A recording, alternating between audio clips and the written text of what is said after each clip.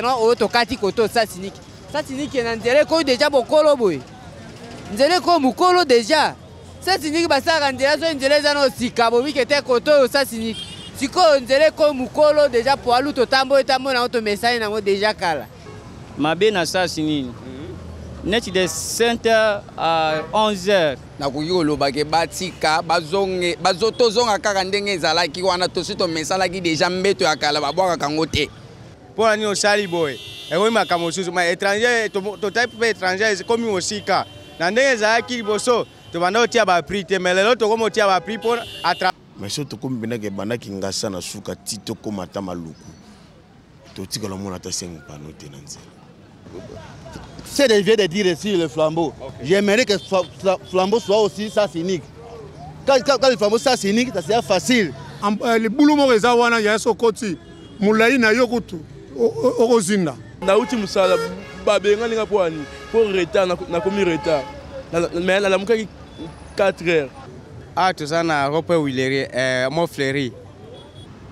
Kinshasa étouffe sous ses embouteillages entre klaxons qui résonnent et les nerfs qui s'étendent.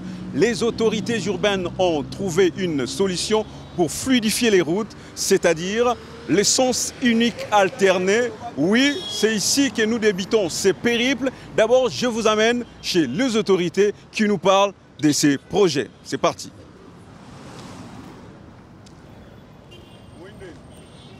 Oui, je m'appelle Monsieur Valère Fumukani. Je suis directeur technique études, planification et normalisation à la Commission nationale de prévention routière. Merci. Nous avons essayé de subdiviser Kinshasa en 3 parties. Pour la partie ouest, nous avons l'avenue Ngouma qui est en premier. Et le sens unique, il commence au niveau de Météo, qui descend jusqu'à Kitambo Magasin. Et cela, nous avons dit que c'est de 5h à 10h. À part l'avenue Ngouma, il y a l'avenue Tourisme. L'essence unique commence au niveau du pont Mimosa. Le pont Mimosa jusqu'au niveau de Kitambo Magasin. Et là, c'est de 5h à 10h. Et quand nous arrivons au niveau de Kitambo Magasin, il y a une prise en charge qui est faite à ce niveau-là. Donc, nous avons essayé de dédier une 4e bande. On a pris la bande après les séparateurs sur l'avenue Ngouma. Donc, en plus de ces 3 bandes habituelles, nous avons ajouté la 4e bande de Kitambo Magasin jusqu'au niveau de la gare centrale. Là, nous disons également c'est de 5h à 10h. Et c'est comme ça que nous demandons à tout le monde qui préfère prendre le saut de mouton de ne pas le prendre, surtout pour les conducteurs qui quittent la gare centrale pour Kitambo Magasin. La simple raison, c'est quoi? Ils vont se rencontrer avec les véhicules qui sont déjà sur cette bande qui est dédiée. Alors, aux heures du soir, c'est de 15h à 21h. Donc, l'avenue Ngouma prend le sens inverse de ce qui a été le matin. L'avenue Ngouma prend le sens inverse. Mondjiba prend le sens inverse. Et puis, l'avenue Tourisme également prend le sens inverse. Mais, les avenues de l'école, les avenues route de Matadi, des écuries, il reste à 2 sens de circulation. Nous avons l'avenue Mbenseke, nous avons l'avenue Macampagne, il reste à 2 sens de circulation. Au niveau du centre, nous avons récemment, c'était hier jeudi, commencé avec le sens unique alterné sur l'avenue Poilou. Et là, tous les amis de Kingabwa, ils savent, l'ensemble des conducteurs qui circulent là-bas. Nous avons détruit le tronçon Baramoto, gare centrale, à sens unique. De 5h à 11h, l'essence est de Baramoto vers la gare centrale. Nous disons de 11h jusqu'à avant 15h, on a libéralisé, donc le trafic est normal. Et puis de 15h à 21h, c'est le sens retour, donc de la gare centrale vers Baramoto. Maintenant, du côté est, nous avons pris cette mesure ici. Nous allons fermer toutes les ouvertures qui sont au niveau de séparateurs. Parce que nous avons compris que plusieurs manœuvres qui se font à ce niveau-là constituent maintenant un ralentissement par rapport à la fluidité des véhicules. C'est comme ça que nous allons fermer certains endroits. Et nous sommes dit également, désormais, tous les véhicules qui font les taxi-bus, même le bus, ne peuvent pas circuler sur la voie dédiée parce qu'il y a une voie rapide. Vous allez voir qu'après le saut de mouton Liberté, on a même eu à mettre des séparateurs en béton de part et d'autre. Donc la voie qui est au milieu, elle est dédiée pour les gens qui vont rapidement vers l'aéroport. Ceux-là sont concernés, qualifiés pour la circulation. Mais tous ceux qui font les transports en commun ne peuvent pas circuler là-dessus. Voilà un peu rapidement certaines mesures que nous avons prises. En regardant la situation des embouteillages, c'est tout un phénomène. Nous disons qu'il y a plusieurs mesures à prendre. Mais quand nous avions réfléchi en commission, il y a des mesures qui sont immédiates, il y a des mesures qui sont à court terme, il y en a d'autres qui sont à moyen terme. Mais à l'immédiat, ce sont ces mesures-là. Nous avons trouvé que non. Si nous renforçons, par exemple, la présence des agents qualifiés au niveau des sauts de moutons, vous allez être d'accord avec moi. Quand vous êtes au niveau des débonhommes, vous allez voir qu'il y a des arrêts pirates, il y a des marchés pirates qui naissent, il y a un désordre en dessous. Si nous délocalisons tous ces arrêts-là, vous serez d'accord avec moi que là, ça ne demande même pas la construction de quelque chose. C'est une mesure qui intervient pour fluidifier la circulation, déjà. Donc nous avons le saut de mouton des bonhommes, le saut de mouton Liberté, le saut de mouton Pascal. Ce qui se passe là en dessous, mes frères, là, ça nécessite une présence policière pour encadrer tout ce monde-là, afin qu'il y ait une fluidité de la circulation. Ce n'est pas une souffrance. Quand vous êtes déjà au niveau de Saint-Luc, il y a une voie qui est entre Saint-Luc. Vous sortez déjà au niveau de centre supérieur. Et nous avons dit que l'avenue des Écuries, l'avenue Route Matadi a des sens de circulation. Donc, au lieu de descendre à Kitamo Magasin, vous êtes au niveau de Saint-Luc. Vous prenez cette voie-là, vous sortez de l'autre côté, vous montez. Vous comprenez? C'est-à-dire que nous sommes en train de sensibiliser maintenant à la population. Au lieu de se plaindre, c'est de voir comment est-ce qu'on a organisé les voies. Quelle est la voie à suivre? Au lieu de prendre la voie pour sortir au niveau des centres supérieurs. On peut prendre l'allée verte. On sort de l'autre côté. Et puis on monte vers Mbensek. C'est là également une solution pour aller vers l'UPN. Donc nous avons étudié ces mécanismes-là. Nous savons que ce n'est pas tout à fait grave. Et vous allez voir, les gens se plaignent même pour une distance de 500 mètres. Mais non, sous autres cieux, il y a des gens qui font des 3 km. Quand il a oublié ou il rêvait, il passe son entrée. Il peut faire 3 km pour se ressaisir et revenir. C'est tout à fait normal. Vous savez, heureusement, vous avez dit que ce sont les motocyclistes qui se plaignent. C'est-à-dire ce sont des gens qui ne connaissent rien sur le code de la route. Ils n'ont aucune notion du code de la route. Là où on interdit, c'est là où il veut passer. Il veut faire un forcing. Et quand il veut faire un forcing, on l'arrête et il dit c'est la tracasserie. Non. Nous demandons aussi aux motocyclistes d'obéir à ce que nous avons prévu. Et aussi sont en train de conduire des véhicules. S'ils lisent le code de la route, ils vont comprendre qu'une moto, c'est un véhicule. Il doit obéir. Il doit obéir. Il doit tempérer à tout ce que nous sommes en train de donner comme mesure. Mais lui, quand il veut faire autre chose, c'est alors qu'il sera arrêté. Mais s'il obéit à ce que nous faisons, pourquoi on va l'arrêter? Oui, bon, de toutes les façons, nous venons de commencer. Nous venons de commencer. Nous nous battons parce que nous avons dit qu'il y a des mesures que nous avons prises à l'immédiat. Il y en a d'autres qui sont à court terme. Vous allez voir qu'à l'immédiat, qu'est-ce que nous faisons? Nous sensibilisons, nous délocalisons les arrêts. Là où il y a des nids de poules, nous venons, nous colmatons tous ces nids de poules. Mais là où il faut maintenant construire, c'est déjà à court terme et à moyen terme. Vous comprenez? Donc, si déjà nous commençons à atteindre l'objectif, c'est alors que nous pouvons dire que nous allons lever. Mais maintenant, là qu'on n'a pas encore atteint l'objectif, nous ne pouvons pas. On est qu'en train de commencer. Commençons d'abord, nous allons voir ce que ça va nous donner. Bon, d'accord, ils ont peut-être raison, parce que jusque-là, nous faisons également une évaluation à notre niveau. Donc, au quotidien d'abord, nous avons une évaluation que nous faisons, et nous savons voir pour les gens qui viennent de l'UPN. Sur Ngouma, ils ne se plaignent plus.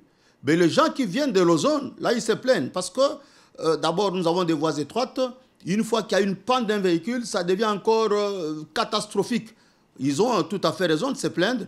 Oh, mais de toute façon, nous sommes là. Nous sommes en train de travailler là-dessus petit à petit. Parce qu'il y a aussi des nids de poules. Quand vous êtes sur Ekiri, vous êtes sur route Matadi, vous êtes sur l'avenue de l'école, vous êtes sur l'avenue tourisme, vous allez voir qu'il y a beaucoup de nids de poules. Là aussi, ça ne permet pas qu'il y ait une fluidité. Nous sommes en train de travailler là-dessus. Nous sommes en train de travailler là-dessus jusqu'à ce qu'eux aussi seront satisfaits. C'est alors que nous allons nous dire que oui, ça commence à aller. Mais du moins, nous prenons vraiment en compte tout ce qu'ils sont en train de donner comme réclamation. Non, la route Matadi, nous avons dit que là-dessus, la circulation reste à 2 sens de circulation. Donc, ça reste à 2 sens, il n'y a pas de problème. Donc, c'est question seulement que nous puissions travailler là où il y a délabrement de la chaussée. Nous rendons la chaussée carrossable pour permettre la fluidité. Alors, la CNPR dit d'abord merci à tous les conducteurs qui sont en train d'obéir et à tous les usagers de la route qui sont en train de nous observer dans ce que nous sommes en train de faire comme travail. Et là, nous disons, nous ne sommes pas seuls, c'est vraiment les ministères. Donc, c'est son Excellence le VPM, Jean-Pierre Bemba, qui est là en train de piloter cette grande commission et qui nous donne des instructions pour que la circulation soit normale. Il y a la police, vous avez vu la police là-bas. Vous avez vu même le PEM qui sont là-bas. C'est vraiment pour que nous puissions réussir. Et nous disons à tout le monde, nous venons de commencer, soyons patients, observons tous toutes les mesures ici qui sont en train d'être données.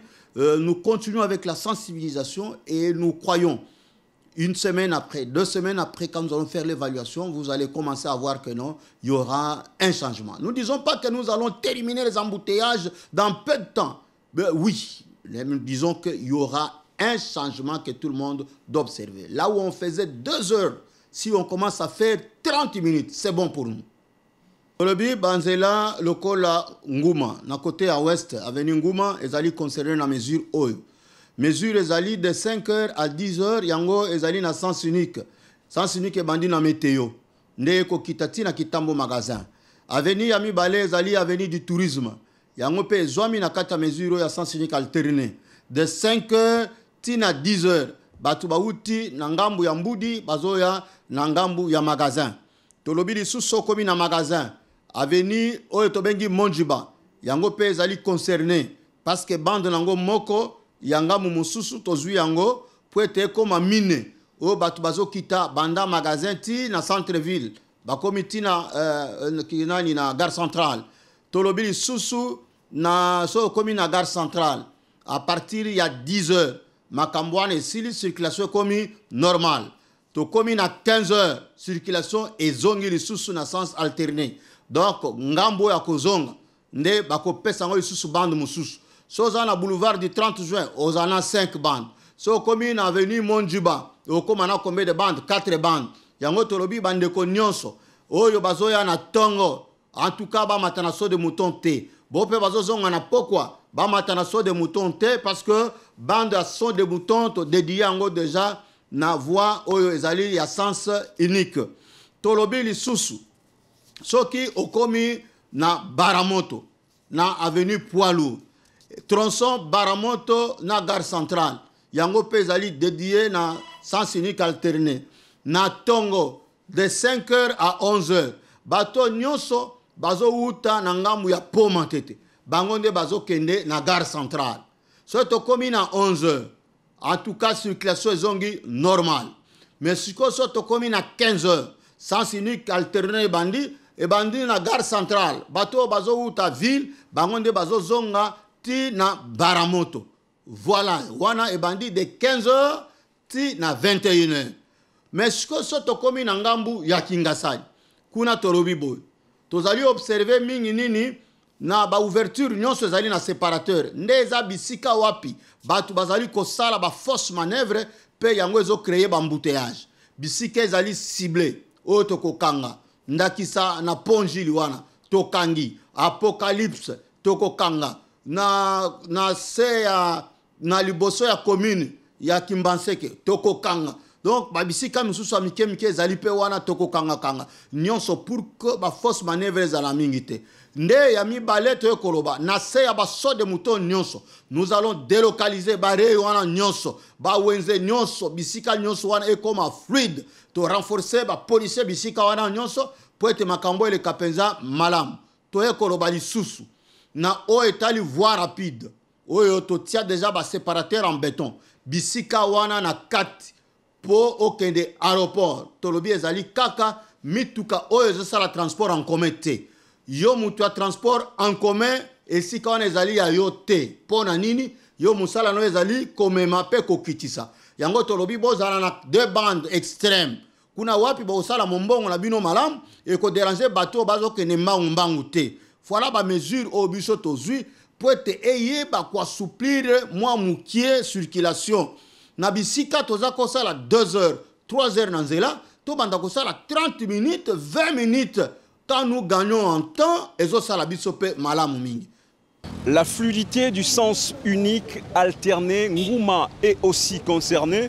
Cette avenue qui rallie Kintambo Magasin en passant par ma campagne jusqu'à l'UPN est aussi concernée. Ici, selon les communiqués, le sens unique débute à partir de 5 heures jusqu'à 10 heures et puis des 15 heures jusqu'à 21 heures. Donc ensemble, nous allons décrypter est-ce que les usagers, les chauffeurs respectent également cette mesure prise par les autorités urbaines. C'est parti. Comme nanga Alvin, awa tozana entrée Montfleury, donc rond-point entrée Montfleury. Merci beaucoup. Et comme dégagé pour na mutazo ta IPN vers magasin. Parce que azoya direct. Mais mutu oyo azo uta magasin vers Katikati a komi na pasi. Je m'explique. Tozana bana oyo batangaka awa na source de vie. Bana mususu bazo tanga na Saint-Luc. Bana mususu bazo tanga na Cartésien. Donc eza ba école oyo eza le long ya Ngouma. Ba église pezali. Parents apesaka mwana 2000. Elinko lobanine oyo azo tanga na Saint-Luc. Akofuta 1000 francs aller, 1000 francs retour ekoki. Lelo ekomi pasi pona nini? Pona kopesa sou mwana 2000 ezate. Pona nini? Il faut abaluka. Place au mwana bando futa 2000, akomo futa 5000. Comment? Awa akoya boete, il faut azwa baré. Baré wana mwana za na magasin, azui DGC. Akomi na station centre supérieur. A futi mbongo 2000. Des centres supérieurs jusqu'à Saint-Luc, à fouti 2000 ou bien 1500. Vous comprenez? Si ko kozonga boye, bakoboye lae. Il faut à sala lisusu contour. Budget apparent, il faut y mata. Eza moi passe. Loko la bisope, tozana bandeko oyo bazo sala misala. Ba femme ménagère, boyebi ba lavandier banini. Ils sont tout au long ya Ngouma oyo. Bazo tinda et par exemple awa tozana de 5h à 10h, il faut qu'on quitte. Yé a outil Kitambo magasin. Donc, commune ya Kitambo, azoya ko sala awa na Montfleury ou bien likolo kuna na érosion. Il faut kende makolo. So ga boy ko kende makolo, il faut futa 3000. Pona nini akobaluka station ma campagne a fouti 1000 francs. À Longwe station ma campagne place commerciale a fouti 1000 francs. Des places commerciales à entrée à aller verte à fouti 1000 francs. À zongi lisusu boy pona koma place na e. Et comme combien? 4000. Tozana salaire ya combien? Boyebi salaire ya mboka oyo. Et comme il passe lisusu pona nini? Ba chef na biso ba cheli biso na nzela pona ko régulariser. Je m'explique. Et comme il cop na bango na sens nini? Bango batindi bango ba régulariser nzela ndenge zokeni. Bakomi na casque, bakomi na mapapa, bakomi bakotisi pe babakisi ba barrière mususu. Sinyoso wana e bakisi lisusu pasi makasi. Soki bakonzi na biso bako revoir mesure na bango e ko sala bien. Ku ya vie eza makasi. Salaire eza muke, dépenses eza ebele. Bana mususu, je ne sais pas lundi soko bakende école.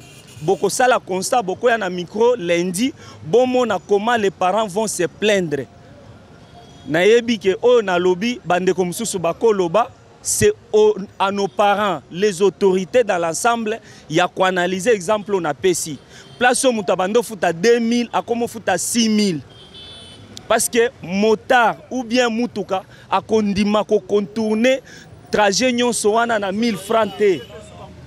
Merci, je dis et je vous remercie. Namito dossier à sens unique et comme gravité ba premier vérité na bateau bazo ba transport ba mona passe.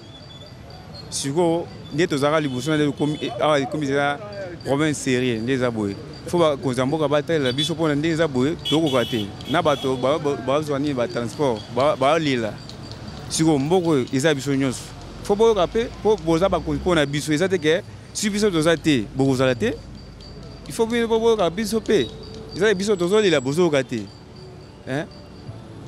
Biso ne to pona bino. Siko en cas de point bo sunga biso te.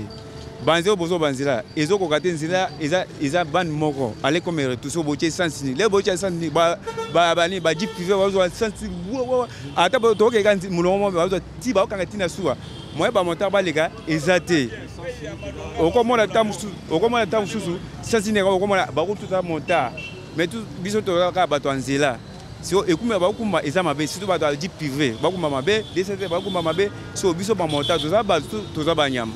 So, au moment mutu kezu ça signé bakanga te moto ba okanga ngo siko wanza bachia la loi côté moko bachia la loi tous les deux côtés siko yanga so po pisinga comme otunga comme nanga te comme nanga Dieu merci Alec Milambo comme nanga Moïse vraiment ba baby sinde kutu ba baby si banzela ezongi susu na bambouteillage sike nzela o monani ke za muke libéré ezaka nzela mai nzela wana nde eza mwa libéré embouteillage eza te mais nzela sikoyo babwaki embouteillage nde nzela ya DGC pena nde ememi charge mpo bato ya IPN bato ya DGC bato ya wapi bapompage bakomi olekelaka na nzela ya DGC yango nde nzela ya DGC pena embouteillage ya kosakana te.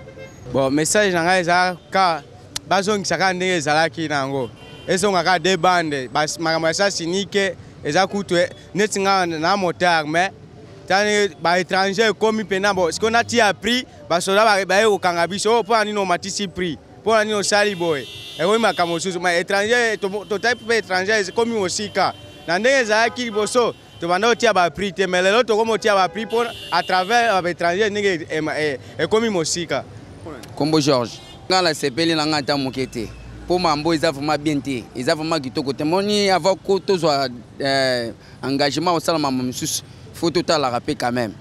Awa, tu as passe ma casse. Au place où Kemba, Bambon va transport, et comme on m'a takutu na lulenge zala quitté.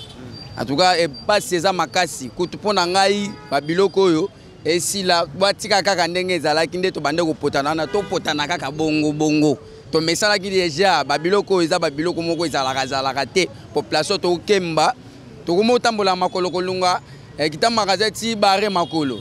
Ba transport comme il passe pe ba chauffeur comme ba transport na lulenge sengeli en tout cas pona ngai na koki loba ke batika bazonge bazotozonga kaka ndenge ezalaki wana to sito mesala ki déjà mbeto ya kala babwaka kango te kombo nanga Loboya Ali awa toza précisément na entrée Montfleury avenue Nguma nzela na mesure bazui eza nango bien et dégager bambouteillage eza lisu ndenge ezalaka vraiment penza te.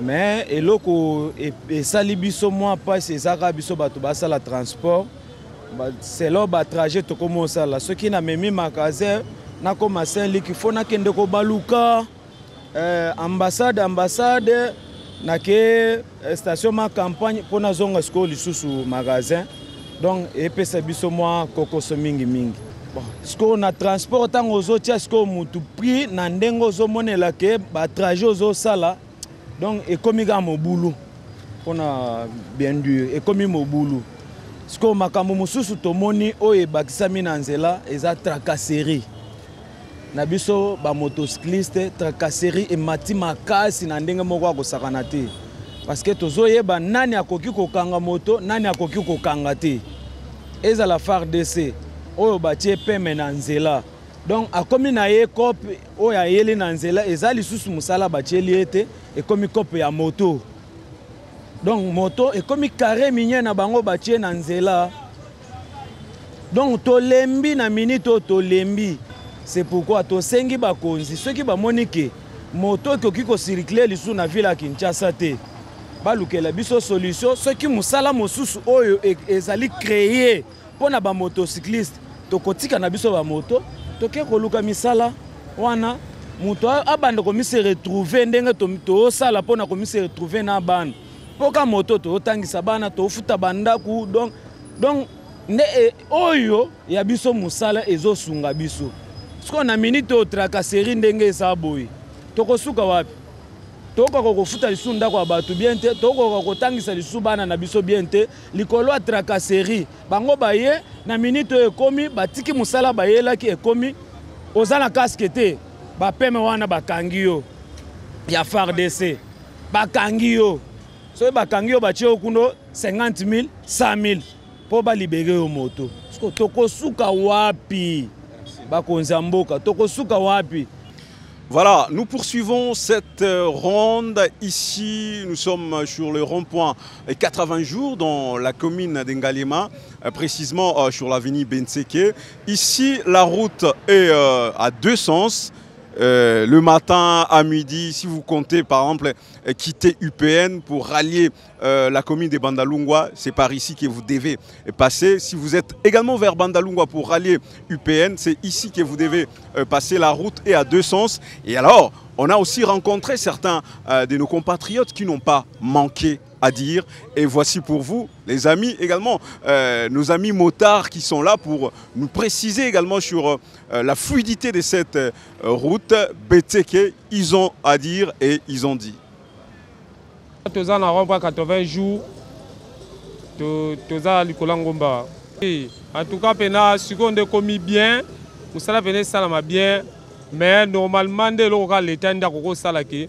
Babiloko yo batonde ti ba memorande ti babiloko ba dépositaire wana babiloko ba kitisaka na banzela ba mai ba ji ba ciment il faut baziye bisa bango ba sala atana butu parce que babiloko wana ils ont créé ba embouteillage ndeti boye ndeti nguma komi bien parce que ndenge za wana à part kaka ndeti omona nde ba justice nini ba pemi wana ba tie wana ba kamba sala ba tracasserie ba sala ya mabe parce que soki mutu kezo ya sens unique ba koyebisa ngo ba l'action nzela musu ekende mais soki moto yeka sens unique ayeba kite bazwi bakangi mbongo 40 000 ngamona nde na ya bono tension ba linga 45 000 pas le tina mo za wana na de la montagne ya pemi alors biloko wana to sepela nango te za bien te mais en tout cas eloko l'état zui pena eza mesure wana eza pena bien embouteillage peso diminuer normal vraiment to sepeli na moi mesure l'état na biso azui pour na sens unique pour na ko diminuer ba embouteillage mais toza na passe lokola nga na aloba boye soki mutuka eza na turu ya komata emata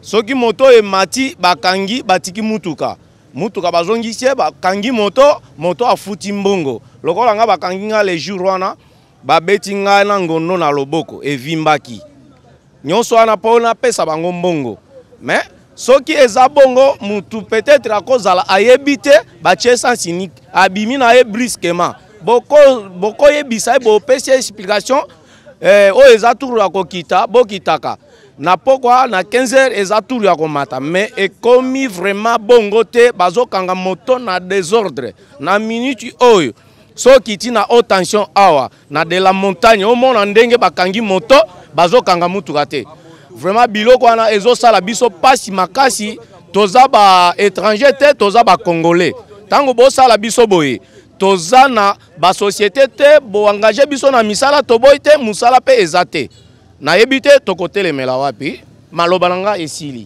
toza na rond-point 80 jours na nzela Mbeseke bon pona ba embouteillage oyo ebana kozala na minute oyo eza lisusu te même eloko nga nazomona ngai nde président ya ba montare babulaka magasin UPN ngai nde président na bango oko kozala ozouta magasin na sens normal okomi na par exemple na ambassade awo okuti bapem batelemisi nani bino batu bozo mata po batu bazobima na station na campagne babima on comprendre to telemi boye to respecter nani condition l'état apesi biso to telemi omoneka bapem baye babane kokanga bakangi oyo bakangi après 4 ou 5 motos lokola nga de président na bango babenga na téléphone na ye place wana o président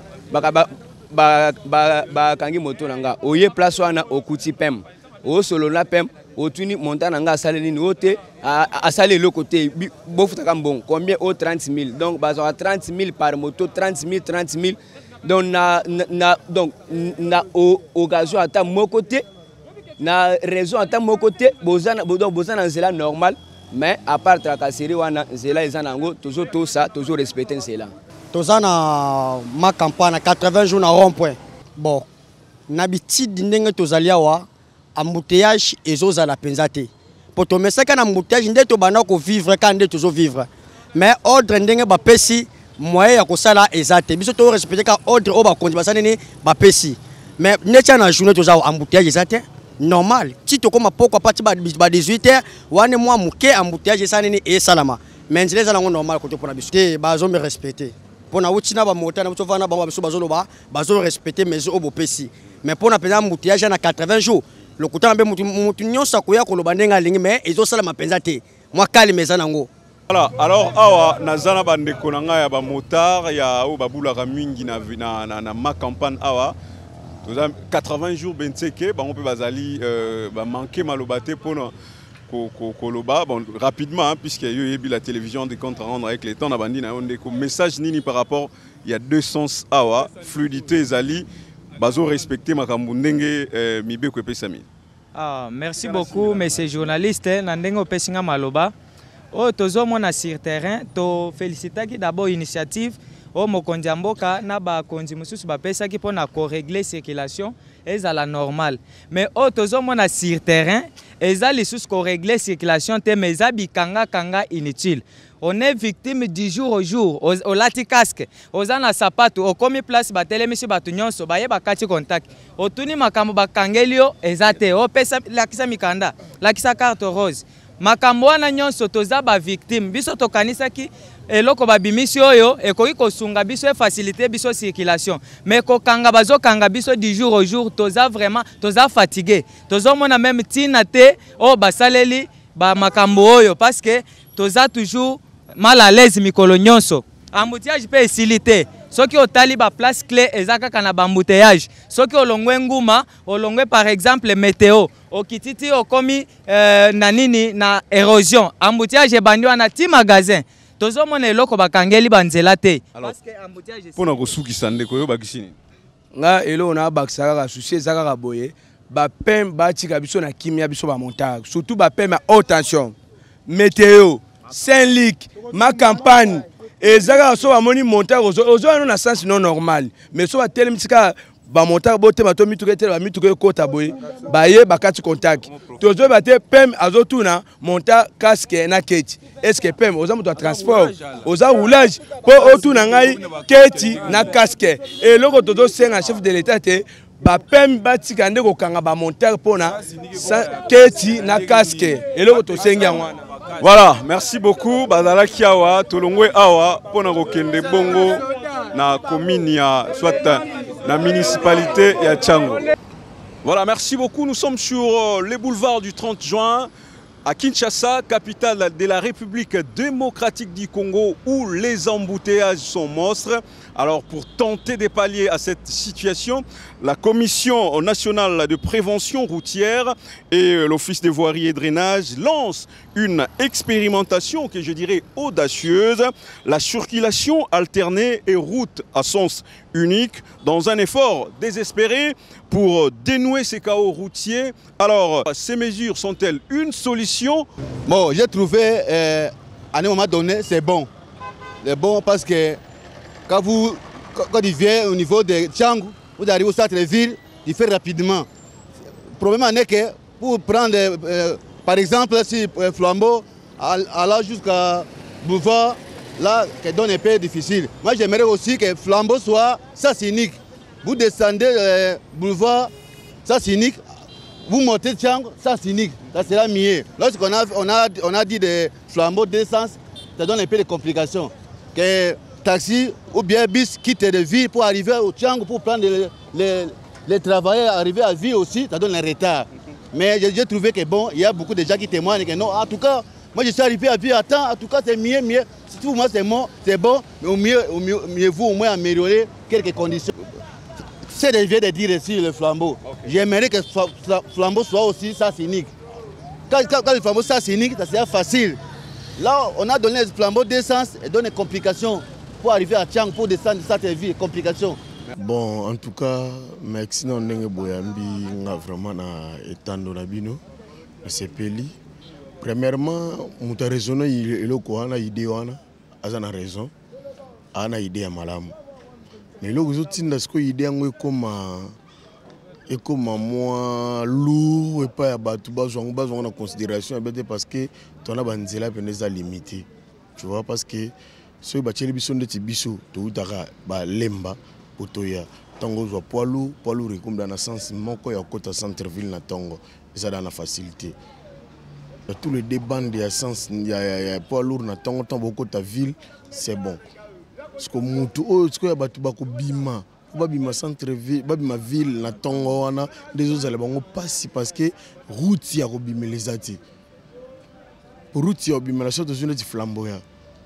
Et ça praticable et ça kobeba ceux qui ba salaki nono idée wana babongisi flamboya babongisi kasai babongisi kabinda babongisi kabamba babongisi bokasa kasavubu moni banzela wana engeke zala idée wana ngezala pena na ebiti mtango kasam parce que babike na tongo biso to na ville to bimelaka na sens intel.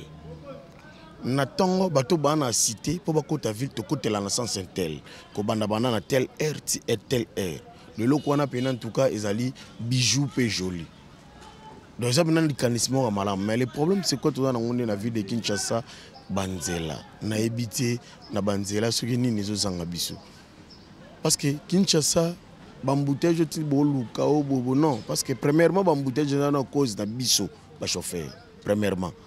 Parce que l'élo na ville de Kinshasa, chauffeur a abandonné. Chauffeur a la corde de la route yemoko o yemoko a yebi. Parce que tout le monde banda awa na ville. To bimiti to mona keke pano. Mais surtout comme bena ke banda kingasa na suka tito komata maluku.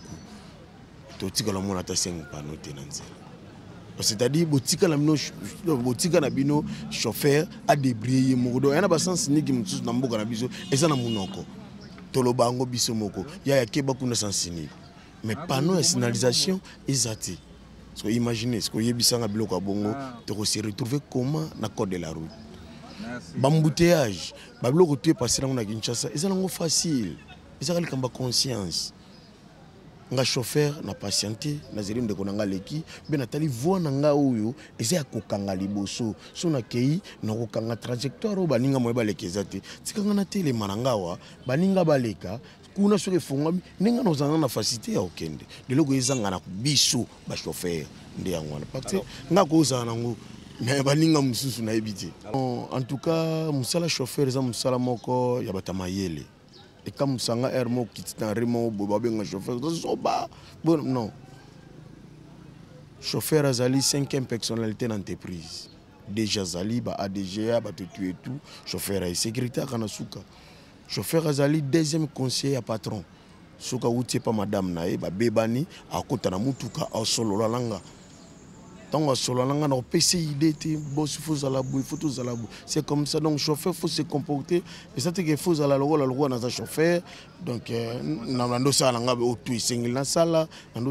non donc chauffeur bande kolanga ba chauffeur ba frère nanga oza ba boulot to boko la bana ba famille zulia surtout ba famille to ça la tout donc to ça bena donc to ça ba star. Donc botala ba ouera na ba TV, botala ba faire rigola na TV, donc bozo mona biso pe ba star. Tozali ba star. Parce que partout au tambola na monde chauffeur a ozala. Posogi yo président au boyinga chauffeur, na vana nga kimia. Mais tango aussi ça na bureau tango okita na volant, au démarrer mutuka na yo, okei na presse ba bengo nani. Ba benga président chauffeur. C'est-à-dire oyena ngam na biso ba star. Eni to sunga bande comme ça na code de la route. Code de la route na Congo ezate que pour mingi ba vendre la TVT. Mingi pe bana ba internet té. Biso to pesa biso moi bien parce que toujours vraiment ba internet na ba niveau libanda to tanga ba code de la route to comprendre. Mais ce que bon na bande comme sous oyo pour biso na Congo classe to zoango na pratique soki to zotanga. Mais surtout si classe to diplôme to blog et si donc biki on est tiré au sabat décharge il y a aussi même pas de documents sous na boye pamba boye biki ça shooté. Merci. Donc comprend donc na pesi mbote mingi vraiment na mboka na biso ba journaliste na biso botambola ka boluka vraiment bato bana idée Congo za moni Congo bakotila nga billet siko yo ke libanda mais Congo za parfait. Ezo simba pona okende mais ezo keleka ba désordre. Ezo keleka ba désordre pona nini? Ndenge ba bandela ngo 5h à 11h. Ba respecter nombre mais ils appellent keleka ba désordre. Premièrement nous toza banzela te banzela kati kati bato ba devane za robie ba beba. Et sengate na biloko wana et pesaka loyenge ka embouteillage esi la kate. Et ezaka na embouteillage ndenge zali. Te na osengela boye. Ba kiko sabo ba bonksana ba uche vonchene banzela no seza la bien. Bongo ba pesa ordre bonde pesete ko za la bien. Mais banzela eza muke o ezaki o etikali ya bien ezaka muke. Na li na biso poalu koto na limité kuna toto na ndenga okende boye to tia des princes. Ezaka poalu na limité. Si ba kai banzani e pesa loyenge makasi. Ah, on a sena ko lubaka yango wana. To dans la changu précisément na quartier. Bon, normalement on a le belo à liboso au basali par rapport ndenge ezaki liboso to notamment le embouteillage mais ezaki moins bien. Mais solution ba yo kanga o aturo ekomi mabe makasi. Ndeti boye to komona muka 4h. O la muka 4h na za de ko po okoma tati awana des bonhommes o koma ba 6h 7h. O koma ndeti bona na uti musala babenga linga poani pour retard na komi retard. Mais na la muka 4h. Nous avons évité. Bon, nzela eza ofungwama bien sûr. Mais nakota la makambo mibeko bapesi wana nazomona yango eza mabe. Mabe na sasi nini? Net de 5h à 11h. Bao ba mata, bao ba Kevin. Muto ake wana sasi niki. Muto akozonga ville boye de ville bazonga to po matete to quartier akozonga na poalo te eza mabe po bato bakendaka na tongo boye ebele bakenda osomba biloko na mabongo ebele bakenda osomba biloko na ville po azongela boye lisusu il faut atelema wana ti ba 11h aotelema wana bapokwa lisusu soki na bapokwa na ville okuta degré ya bato oyo bazala na bare po na nini mituka ekende lisusu te mituka komo boya okende po azonga sasi nike boye baboya po amata ke ozwela bato baboya penza ide wana eza mabe fo baluka ide mususu bo eloko ya bambouteillage neti na minute oyo embouteillage yango eza nde bapesere na biso nde bakreaka bambouteillage ya pamba na bikangakanga na minute oyo embouteillage eza nzela efongwami nango bien mais premier keza bakonzi